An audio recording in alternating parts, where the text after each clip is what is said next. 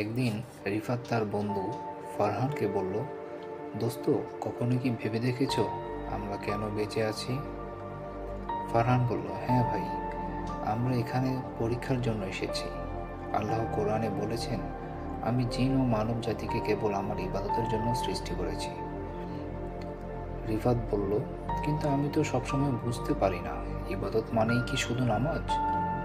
ফারহান বলল, না ভাই, ইবাদত মানে আল্লাহর আদেশ মেনে জীবনযাপন করা, সৎ হওয়া, অন্যকে কষ্ট না দেওয়া, সত্য কথা বলা, সবই ইবাদতের মধ্যে পড়ে।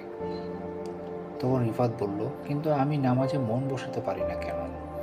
ফারহান বলল, নামাজ মানে শুধু রুকু সিজদা না, নামাজ মানে আল্লাহর সাথে দেখা করার সমান।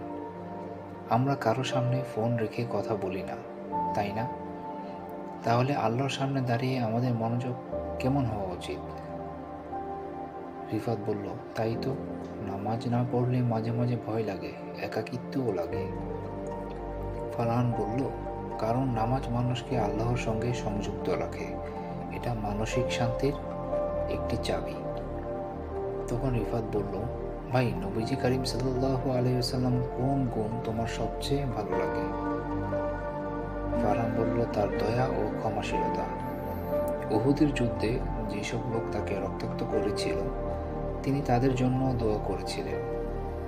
রিফাত বলল, কিভাবে পারতেন এত ক্ষমা করতে? তখন ফারহান উত্তর দিল, কারণ তিনি জানতেন আল্লাহর সন্তুষ্টি সবচেয়ে গুরুত্বপূর্ণ। আমাদেরও তার মতো ক্ষমাশীল ও সহনশীল হতে হবে। তখন রিফাত আবার বলল, দোস্ত, সব সময় ইসলাম মানতে গিয়ে মনে হয় জীবনটা অনেক কিছু মিস করে ফেলছে। ফারহান বলল, ভাই, এটা একটা ভুল ভাবনা তোমার। ইসলাম দুনিয়া ছাড়তে বলে না, বরং বলে তুমি এমনভাবে দুনিয়ায় বসবাস করো যেন কাল মারা যাবে, এবং এমনভাবে আখিরাতের প্রস্তুতি নাও যেন আজ মরবে।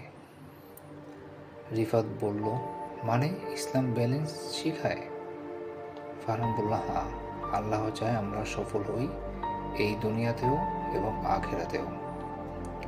রিফাত পুনরায় বলল, কিন্তু আমি তো অনেক ভুল করেছি ভাই, কখনো কখনো মনে হয় আল্লাহ আমাকে আর ক্ষমা করবেন না।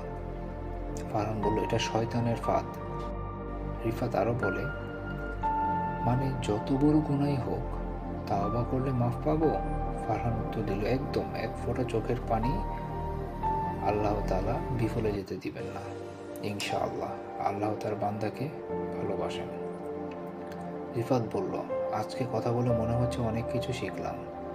ফারহান উত্তর দিল, আমিও নতুন করে ভাবলাম, আমরা সবাই কিন্তু চেষ্টা করব যাতে নামাজ কোনোভাবে মিস না হয়ে যায় এবং আল্লাহর ইবাদতের মধ্যে সর্বদা লিপ্ত থাকব।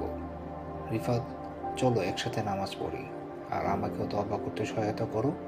ফারহান বলল, ইনশাআল্লাহ, চলো আল্লাহর কাছে দোয়া করি।